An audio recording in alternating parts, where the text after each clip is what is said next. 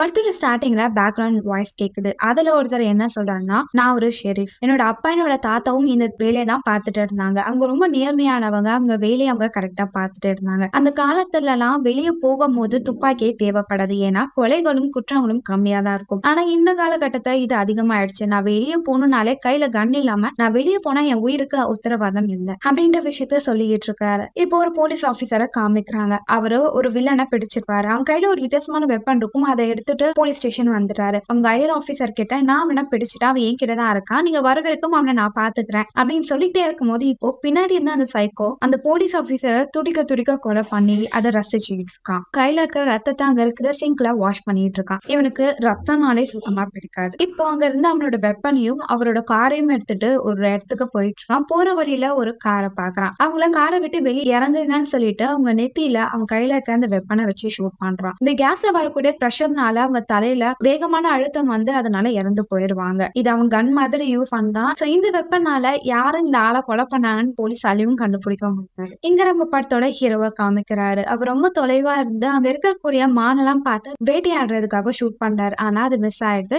ஏதாவது மானுக்கு அடிபட்டிருக்குமா, அது இங்க விழுந்து கிடக்குமான்னு சொல்லி அதை தேடி நடந்து போயிட்டே இருக்கும் போது அங்க ஒரு கும்பலை பாக்குறாரு. நிறைய பேர் கீழே விழுந்து கிடக்குறாங்க. அங்க கார்லாம் இருக்கு. அங்க ஒரு காருக்குள்ள ஒரு ஆள் உயிருக்கு போராடிக்கிட்டு இருப்பாரு. அவரும் ஹீரோவை பார்த்து, "எனக்கு தாகமா இருக்கு, தண்ணி தா" அப்படின்னு கேட்கும் போது ஒண்ணுமே சொல்லாம ஹீரோவும் காருக்கு பின்னாடி இருக்கிற பொருளை பாப்பாரு. அது எல்லாமே போதைப் பொருள். கொஞ்சம் தூரம் அவர் நடந்து போவாரு. தொலைவில் ஒரு மரம் இருக்கும். அந்த மரத்துல யாரோ உட்காந்துட்டு இருப்பான். அவனும் இறந்து போயிருப்பான். அவன் கிட்ட இருந்த கன்னை எடுத்து வச்சிருப்பாரு. அவர் பக்கத்துல இருந்து அந்த பெட்டியை திறந்து பார்த்தா கண்டு கட்டா பணங்கள் இருக்கும். அந்த பணத்தை பார்த்த உடனே எடுத்துட்டு வேகமா வீட்டுக்கு வந்துடுறாரு. ஹீரோக்கு திருமணம் ஆயிருக்கும். அவங்க மனைவியும் 7, 8 என்ன ஆச்சு அப்படின்னு கேட்கும் போது அவர் ஒரு பெட்டியோட வருவார். இந்த பெட்டிக்குள்ள என்ன இருக்குன்னும் போது, இந்த பெட்டிக்குள்ள பணம் இருக்கு. யார் தந்தா? நான் ஒரு இடத்துல இருந்து எடுத்துட்டு வந்தேன். அடுத்த கேள்வி கேட்காத, நான் கிட்ட இப்போதைக்கு எதுவுமே சொல்லல அப்படின்னு சொல்லிட்டு சைலண்டா இருக்கும். அவங்க மனைவியும் எதுவுமே கேட்க மாட்டாங்க. நைட்டு ஃபுல்லா ஹீரோக்கு தூக்கமே வராது. அந்த ஆள் தண்ணி கேட்டானே கொடுக்கவே இல்லையா ரொம்ப அப்படின்னு சொல்லி இப்ப தண்ணி கேனை எடுத்துட்டு வெளியே போக பாப்பாரு. அவங்க மனைவியும், "நீ என்ன பண்ணிட்டு இருக்க?" அப்படின்னு கேட்கும்போது, "நான் ஒரு முக்கியமான வெளியே போறேன்." வேகமா கார் எடுத்துட்டு அந்த காட்டுக்குள்ள போறாரு. அங்க போய் பார்த்தா காருக்குள்ள அந்த ஆள் இருக்க மாட்டாரு. அது மட்டும் இல்லாம தூரமா ஒரு கார் இருக்கிறதையும் ஹீரோ நோட் பண்ணுவாரு. அந்த காரை வேகமா ஓட்டிட்டு இப்போ அவங்க ஹீரோ நோக்கி வராங்க. "திருட்டு பையல, எல்லா பொருளும் நீ தானே வச்சிருக்க, குடுறா" அப்படின்னு சொல்லி ஹீரோவை கொலை பண்றதுக்காக வேகமா வந்து இருப்பாங்க. அவரை கடிக்கிறதுக்காக ஒரு நாய் வேகமா வரும். அந்த நாயும் அவர்கிட்ட இந்த கன் வச்சு ஷூட் பண்ணிடுவாரு. இங்க இருந்து ஆபத்து, இங்க இருந்து உடனே போகணும்னு சொல்லி வீட்டுக்கும் வேகமா போற அவங்க மனைவி கிட்ட, "நீங்க இருக்கிறது சேஃப் இல்ல, நீ உன் அம்மா வீட்டுக்கு போ, மத்ததெல்லாம் நான் பிறகு சொல்றேன்" அப்படின்னு சொல்லிட்டு அவங்க திங்ஸ் எல்லாம் பேக் பண்ணி அங்க இருந்து கூட்டிட்டு போயிட்டு இருக்காரு. இங்க இந்த சைக்கோவை காமிக்கிறாங்க.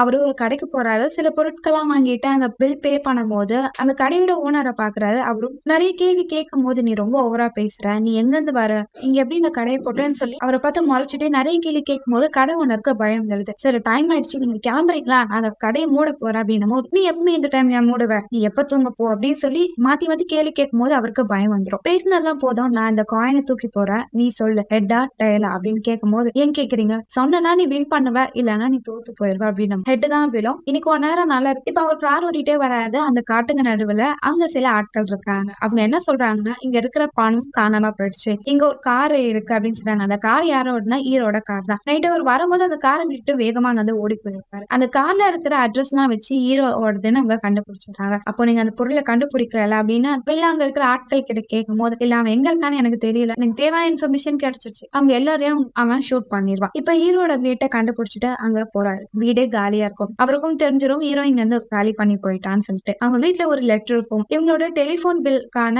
ஸ்லிப்பும் ஒண்ணு இருக்கும். அதை அவரே எடுத்து வச்சுப்பாரு. இப்போ அந்த இடத்துக்கு போலீஸ் ஆபீசர் வருவாரு. நிறைய பேர் இறந்து கிடக்குறாங்க. இங்க ஹீரோட கார் இருக்கிறதையும் அவர் பார்த்துருவாரு. ஹீரோட ஏரியால தான் அந்த போலீஸ் ஆபீசர் இருக்கிறனால அவருக்கு ஹீரோ பத்தி நல்லாவே தெரியும். இவ ஏதோ ஒரு பிரச்சனையில மாட்டிக்கிட்டா, இவனுக்கு உதவி பண்ணணும், உடனே அவன வீட்டுக்கு போகணும்னு சொல்லி வீட்டுக்கு வந்து பாப்பாரு. கதவு ஓப்பனா இருக்கும். வீட்டுக்குள்ள யாரும் இருக்க மாட்டாங்க. இந்த போலீஸ் ஆபீசர் தான் படத்தோட ஸ்டார்டிங்ல "நான் தான் ஷெரீஃப்னு" சொல்லி பேசிட்டு இருப்பாரு. இவரும் ஹீரோக்கு இப்ப ஆபத்து, அந்த வில்லன் ரொம்ப மோசமானவன், போலீஸ் ஆபீசரை கூட கொலை பண்ணிருக்கான், அவன் கிட்ட ஹீரோ மாட்டினா அவனுக்கு தான் பிரச்சனை, ஹீரோவை நம்ம உடனடியா கண்டுபிடிக்கணும் அப்படின்றத சொல்லுவாரு. இங்க ஹீரோவை காமிக்கிறாங்க. அவரும் அவங்க ஒய்ஃபும் அவங்களோட அம்மா வீட்டுக்கு வந்து விடுறதுக்காக வந்திருக்காரு. "இவன் அம்மா வீட்டுல இரு" அப்படின்னு சொல்லிட்டு அவர் அங்க இருந்து போயிடுவாரு. அவங்க மனைவிக்கு ரொம்பவும் பதட்டமா இருக்கும். இங்க அந்த சைக்கோவை காமிக்கிறாங்க. அவர்கிட்ட இருக்கிற அந்த டெலிபோன் நம்பர்ஸ் எல்லாம் வச்சு ஹீரோ அங்க இருக்காருன்னு சொல்லி ஒவ்வொருத்தனுக்கும் கால் பண்ணி கேட்டுட்டு இருப்பாரு. அவருக்கு இன்ஃபர்மேஷனே கிடைக்காது. இங்க ஹீரோவும் அங்க இருந்து ஒரு ஹோட்டலுக்கு வந்திருப்பாரு. அந்த ஹோட்டல்ல அவர்கிட்ட இருக்கிற அந்த பணப்பெட்டிய மேல இருக்க ஒரு ரூமுக்குள்ள மறைச்சு வச்சிட்டு இருப்பாரு. வச்சுட்டு அவருக்கு தேவையான பொருட்கள்லாம் வாங்குறதுக்காக வெளியே போவாரு. தேவையான பொருளா வாங்கிட்டு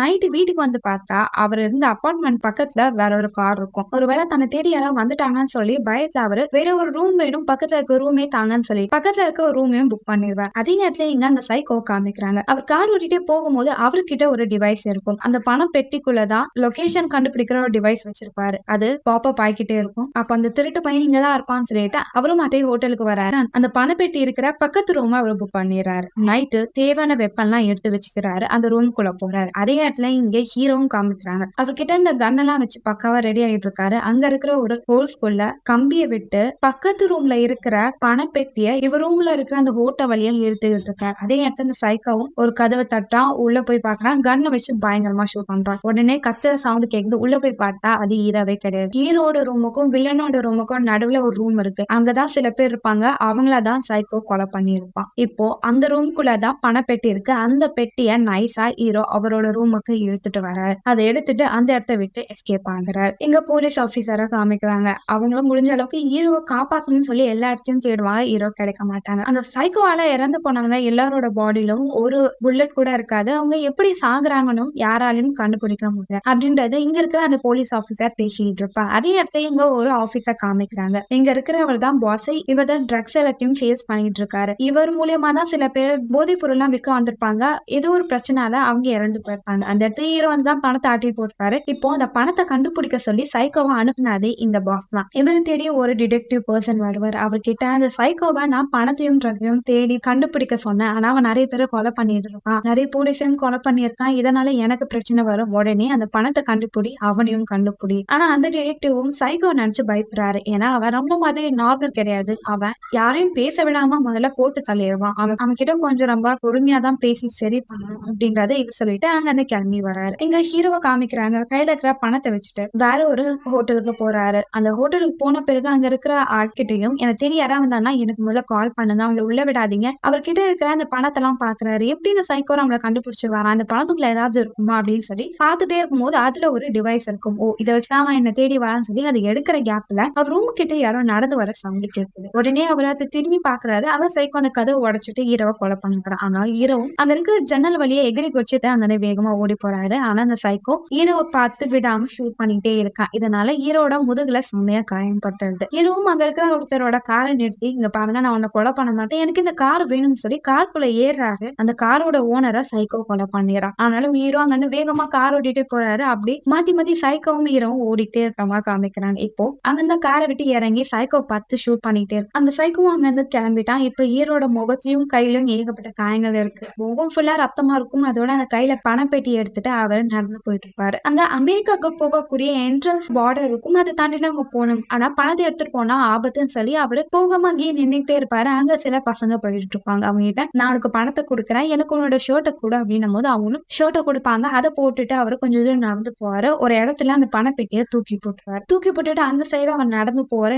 உடம்பு ஃபுல்லா காயமா இருக்கும். என்ன பண்றதுன்னு தெரியாம ஒரு இடத்துல உட்காந்துட்டு இருப்பாரு. அங்க சில பேர்லாம் வந்து இவரை பார்த்து பாட்டு பாடிட்டு இருப்பாரு. நான் உங்களுக்கு பணத்தை கொடுக்குறேன், என்ன ஹாஸ்பிட்டல்ல சேர்த்துருங்கன்னு சொல்லி அங்கேயே மயக்கம் போட்டு விழுந்துடுறாரு. இங்க அந்த வில்லனை காமிக்கிறாங்க. காலைல உட்காந்துட்டு இருக்காரு. அவரும் பக்கத்துல ஒரு ஷாப்பை பாக்குறாரு. அதுக்குள்ள போகணும்னு சொல்லிட்டு அவர் என்ன பண்றாருன்னா அவரோட காரை கொளுத்தி விட்டுறாரு. கொளுத்தி விட்டுட்டு அந்த கடைக்குள்ள போறாரு. அந்த கடைக்குள்ள இருக்கிறவங்க எல்லாம் கார் எரியுதுன்னு சொல்லி காரை நோட் பண்ற கேப்ல அவருக்கு தேவையான பொருட்கள்லாம் எடுத்துட்டு அங்க வந்து கிளம்பி போயிடுறாரு. இப்போ அவரோட ரூம்ல போறாரு. அவர் காலில் தொடையில ஆழமா குண்டு வந்து காலில் இருக்கும். அதை எடுக்கிறதுக்காக முயற்சி பண்ணுவாரு. இதெல்லாம் கிளீன் பண்ணிட்டு வில்லனும் அவன் மட்டும் கையில மாட்டினா நான் சும்மா விட மாட்டேன் அப்படின்னு சொல்லி அவன் மேல சாம கொலவெறியா இருக்காரு. இப்போ ஹீரோவை காமிக்கிறாங்க. ஹீரோ ஹாஸ்பிட்டல்ல பார்த்துட்டு இருப்பாரு. அவரை தேடி அந்த டிடெக்டிவ் வருவாரு. அவரும் என்ன சொல்லுவாருன்னா பணம் உன்கிட்ட தான் இருக்குன்னு தெரியும், அந்த பணத்தை கொடுத்தனா உனக்கு எந்த ஒரு பிரச்சனையும் வராம நான் பாத்துக்கிறேன் போது அந்த பணம் இல்ல, அந்த பணத்தை நான் முழுசா செலவு பண்ணிட்டேன் அப்படின்றத சொல்றாரு. இதற்கே தான் அந்த டிடெக்டிவும் நீ நினைக்கிற மாதிரி அவன் சாதாரண கிடையாது, அவன் ஒரு சைக்கோ, அவன் கிட்ட மட்டும் உன் மனைவி மாட்டினா கண்டிப்பா கொலை பண்ணிடுவான், உன்னோட உயிருக்கும் மனைவியோட உயிருக்கும் ஒன்னும் ஆக கூடாதுன்னா மொத்த பணத்தை என்கிட்ட கொடு, அப்பதான் நான் உனக்கு உதவி பண்ணுவேன் அப்படின்றத அவரு சொல்லிட்டு இருக்காரு. எங்க அந்த டிடெக்டிவும் ஹீரோ லாஸ்ட் அந்த பணப்பெட்டி எங்க போட்டானோ அந்த இடத்த பாத்துடுவாரு. பார்த்த பிறகு இப்போ அந்த சைக்கோ தேடி அவரோட அபார்ட்மெண்ட்டுக்கு போறாரு. அங்க சைக்கோவும் இருக்கா, கையில கன்னோட ரெடியா இருக்கா. எங்க பாரு நான் பிரச்சனை பண்ண வரல, அவங்கிட்ட ஒரு முக்கியமான விஷயத்த சொல்லணும், அந்த பணப்பெட்டி எங்க இருக்குன்னு எனக்கு தெரியும், நீ ஹீரோவா விட்டுரு, இந்த பிரச்சனை இதோட முடிச்சிடலாம் அப்படின்னும் போது நீ எல்லாம் யாரா என்கிட்ட பஞ்சாயத்து பேச வந்திருக்க போது கன் எடுத்து அவனை ஷூட் பண்ணிடுவாரு. அவனோட ரத்தம் கீழே ஊத்த ஆரம்பிக்கும். அது கூட அவன் காலை படக்கூடாதுன்னு சொல்லி இந்த சைக்கோ காலை தூக்கி வச்சிருவான். இப்போ ஹீரோ சைக்கோக்கு கால் பண்றாரு. ஹீரோ கிட்டையும் இங்க பாரு, நான் இதுக்கும் யாருக்கிட்டே அவ்வளவு பொறுமையா பேசினதுல, உனக்கு நான் ஒரு ஆஃபர் தரேன், பணப்பெட்டி என்கிட்ட கொடுத்தேன்னா உன்னை மட்டும் தான் நான் கொலை பண்ணுவேன், உன் மனைவியை நான் தொட மாட்டேன், ஆனா நீ மட்டும் பணப்பெட்டி என்கிட்ட குடுக்கலன்னா, உன் மனைவி உன்னையும் நான் கொலை பண்ணிருவேன். எதுவும் உனக்கு வசதியா இத பாத்துக்கோ அப்டின்னும்போது, ஹீரோவும் யோசிப்பாரு. உனக்கெல்லாம் பணத்த குடுக்க முடியாதுடா அப்டின்னு சொல்லி ஃபோன டக்குன்னு கட் பண்ணிருவாரு. இதனால சைக்கோவுக்கு செமையா வெறி ஏறுது. இந்த ஹீரோயின தேடி போலீஸ் ஆஃபீசர் வந்திருப்பாரு. அவர் என்ன சொல்லுவாருன்னா, உன்னோட கணவர் உயிருக்கு ஆபத்து இருக்கு. அவன் ஒரு சைக்கோ கிட்ட மாட்டிக்கிட்டான். அங்க என்ன விஷயம் நடந்தது? ஹீரோ கிட்ட பேசினாங்களா? எதனால அந்த பிரச்சனை ஆரம்பிச்சது? உனக்கு ஏதாவது டீடைல் தெரியுமா? என்கிட்ட சொல்லுமான்னும்போது ஹீரோயினியும் எதுவுமே சொல்லாம சைலண்டா இருப்பாங்க. உன் கணவர காப்பாத்தணும்னா நீ தான் சில உண்மைகளை எனக்கு சொல்லி ஆகணும். உனக்கு சில விஷயம் தெரிஞ்சா என்கிட்ட சொல்லு அப்டின்ட்டு அவரோட கார்ட குடுத்துட்டு போயிருவாரு. இங்க ஹீரோ ஸ்ட்ரெயிட்டா அந்த அமெரிக்கன் பார்டருக்குள்ள நடந்து போக பாப்பாரு. ஆனா என்ட்ரன்ஸ் அந்த ஆபீசருங்க எல்லாம் யாருப்பா தம்பி நீ இங்க என்ன பண்ற அப்டின்னும் போது நான் உள்ள போகணும் அப்டின்னு சொல்லும்போது உன்னெல்லாம் உள்ள அலோவ் பண்ண முடியாது.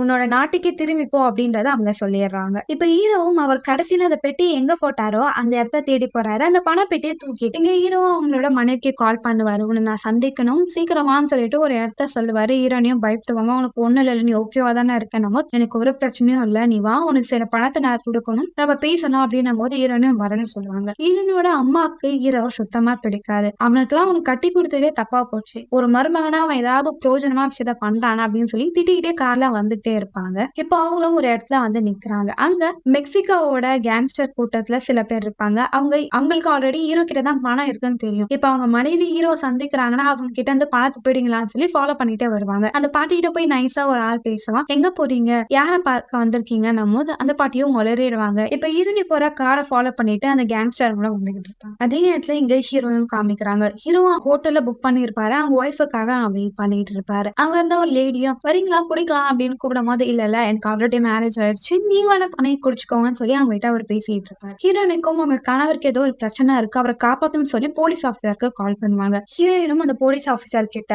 என் கணவர் எங்க இருக்காருன்னு தெரியும். நான் சொல்றேன் என் கணவரை தயவு செஞ்சு அந்த பிரச்சனை இருந்து காப்பாத்துங்க. கண்டிப்பா நான் காப்பாத்துவேன்னு சொல்லிட்டு அந்த போலீஸ் ஆஃபீஸர் வந்துருக்காரு. வந்துகிட்டே இருக்கும்போது எங்க அந்த மெக்சிகோ வில்லன்கள் எல்லாம் கார் எடுத்துட்டு வேகமா போனுங்க. இவங்க ஏன் இப்படி ஓடுறானுங்கன்னு சொல்லி அங்க போய் பார்த்தா ஹீரோ இறந்து போய் கிடப்பாரு. அந்த வீட்டோட கதவை யாரோ கண்ணை வச்சு ஷூட் பண்ணிருக்காங்க. இதை பார்த்தாலே தெரியுது அந்த சைக்கோ தான் இங்க வந்திருப்பான்னு. ஹீரோ இறந்து கிடக்கிறத பார்த்தோன்னே அவர் ரொம்பவும் கஷ்டப்படுவாரு. அவங்க மனைவி கொடுத்த சத்தியத்தை என்னால காப்பாற்ற முடியலன்னு சொல்லிட்டு அன்னைக்கு நைட்டு அவங்க மனைவி வருவாங்க. அதை பார்த்தவங்களும் கதறி கதறி அழுத ஆரம்பிச்சிருவாங்க. அந்த போலீஸ் ஆஃபீஸரும் அந்த சைக்கோ பத்தி ஏதாவது க்ளூ கிடைக்குதான்னு சொல்லி ஹீரோ இறந்து போன அந்த ஹோட்டலுக்குள்ள போறாரு. அங்க போய் பார்த்தா கதவை ரொம்ப ஆழமான ஒரு கன் வச்சு ஷூட் பண்ண மாதிரி தெரியும். அந்த ரூமுக்குள்ள இருக்கிற ஒரு கோட்டையில அங்க இருந்து ஆணிகள் எல்லாம் எடுத்திருக்காங்க. அதுக்குள்ள இருந்து ஏதோ ஒரு விஷயத்தை எடுத்துட்டு போயிருக்காங்கன்னு தெரிய வருது. அப்பனா அந்த பணத்தை அந்த சைக்கோ தான் எடுத்துட்டு போயிருப்பான். அந்த சைக்கோ இங்க எல்லாரையும் கொலை பண்றதை பார்த்துதான் அந்த மெக்சிகன் வில்லனுங்க எல்லாம் தெரிச்சு ஓடி போயிருக்கானுங்கன்ற விஷயம் போலீஸ் ஆஃபீஸருக்கு தெரியுது. அடுத்த நாள் ஹீரோனியோட கணவர் இறந்தனால அவங்களுக்கான பிரார்த்தனைகள் எல்லாம் பண்ணிக்கிட்டு இருக்காங்க. ஹீரோனியும் வீட்டுக்கு வராங்க. வீட்டுக்கு வந்து பார்த்தா ஜன்னல் ஓப்பனா இருக்கு. பெட்ரூம்ல யாரோ இருக்கிற மாதிரி தெரியுது. யாருன்னு போய் பார்த்தா அந்த சைக்கோ தான். அந்த சைக்கோ பார்த்தோன்னே ஹீரோனி பணம் என்கிட்ட இல்ல தயவு செஞ்சு என்னை விட்டுரு. நான் என் வாழ்க்கையை நானே தனியா வாழ்ந்துக்கிறேன் அப்படின்னும் போது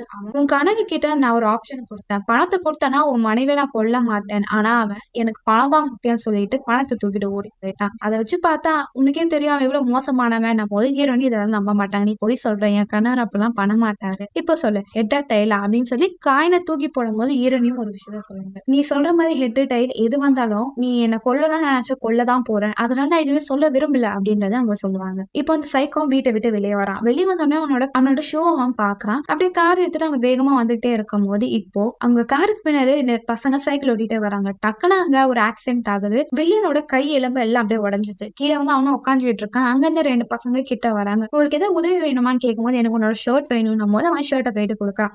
இந்த பணத்தை வச்சுக்கோன்னு சொல்லி அந்த வில்லன் பணத்தை கொடுக்குறான். அவனும் வேணாம்னு சொல்லும் போது இந்த பணம் ரொம்ப முக்கியமானது அப்படின்னு சொல்லி இந்த பணத்தை கொடுக்கும்போது பசங்க வாங்கிடுறாங்க. யாராவது வந்து நான் யாரு என்ன எங்க போனேன்னு கேட்டா எதுவுமே சொல்லாதீங்கன்னு சொல்லிட்டு சைக்கோ அங்க இருந்து நடந்து வேகமா போயிடுறான். எங்க போலீஸ் ஆஃபீஸரா காமிக்கிறாங்க. அவரோட ஃப்ரெண்ட் ஒருத்தரை பார்க்க போறாரு. அவர்கிட்ட பேசிட்டே இருக்கும் போது என்ன நீ ரிட்டையர் ஆக போறேன்னு சொன்ன, எதனால இப்படி பண்ற? நான் முடிவு எடுத்துட்டேன், நான் ரிட்டையர் தான் ஆக போறேன் அப்படின்றத அந்த போலீஸ் ஆஃபீஸர் சொல்லுவார். இங்க அந்த போலீஸ் ஆஃபீஸரும் அவங்க மனைவி கிட்ட பேசிட்டே இருக்கும்போது எனக்கு இன்னைக்கு ஒரு 2 கனவு வந்தது. அதுல முதல் கனவு என் அப்பா எனக்கு நிறைய பணத்தை தராரு. ஆனா அந்த பணத்தை நான் தொலைச்சிட்டேன். 2வது கனவு நான் ஒரு இருட்டான இடத்துல நடந்து போயிட்டே இருக்கேன். எனக்கு முன்னாடி என்ன பாதை இருக்குன்னு தெரியல. அந்த நேரத்துல என்னோட அப்பா குதிரையில கையில தீப்பந்தத்தோட வந்தாரு. எனக்கு உதவி பண்ணாரு அப்படின்ற இந்த 2 வித்தியாசமான கதையை அவங்க மனைவி கிட்ட அவர் சொல்றாரு. இதோட இந்த படத்தை முடிக்கிறாங்க. இந்த 2 கதையும் வச்சுதான் இந்த முழு படமே இருக்கும். அதாவது பணம் ஹீரோக்கு அந்த பணம் கிடைச்சிருக்கும். அந்த பணம் வந்து அவருக்கு பிரச்சனையும் வந்திருக்கும். அவர் இறந்து போயிருப்பாரு. அதாவது போலீஸால கடைசி வரைக்கும் அந்த பணம் யார்கிட்ட இருக்கு அப்படின்றத கண்டுபிடிக்க முடியல. அந்த திருடனையும் அவரால் கண்டுபிடிக்க முடியல. 2வது கதை எதை பத்தினதுன்னா ஹீரோட அப்பா தாத்தா எல்லாருமே அவங்களோட வேலையில ரொம்ப பொறுப்பாவும் கண்ணு கருத்தமா இருந்திருக்காங்க. ஒரு கெட்டவன கூட தப்பிக்க விட்டதில்ல. ஆனா என்னால அந்த விஷயத்த பண்ண முடியல. நான் வயசாயிட்டேன். இங்க இருக்கிற கிரிமினல் எல்லாமே ரொம்ப பிரில்லியன்ட் ஆயிட்டாங்க. அவங்க டெக்னாலஜி வச்சு நெறைய விஷயத்த பண்றாங்க. அவங்கள கண்டுபிடிக்கிற அளவுக்கு திறமையும், சக்தியும் எனக்கு இல்ல. இதனால தான் இந்த படத்தோட எண்டுல no country for the old man அப்படின்றத சொல்றாங்க. வயசு ஆக ஆக அவங்களோட தெம்பும், அவங்களோட புத்தியும் செயல் கம்மியாகிட்டே இருக்கும். அவங்களால ஸ்மார்ட் ஆகிட்டே இருக்கிற திருடர்கள கண்டுபிடிக்க முடியாது. சோ அவ்வளவுதான் இந்த படம். இந்த படம் உங்களுக்கு ஒரு வித்தியாசமான அனுபவத்த குடுத்திருக்கும்னு நெனைக்கிறேன். அடுத்த ஒரு வித்தியாசமான படத்த நம்ம சந்திக்க வேணா. Until then bye by.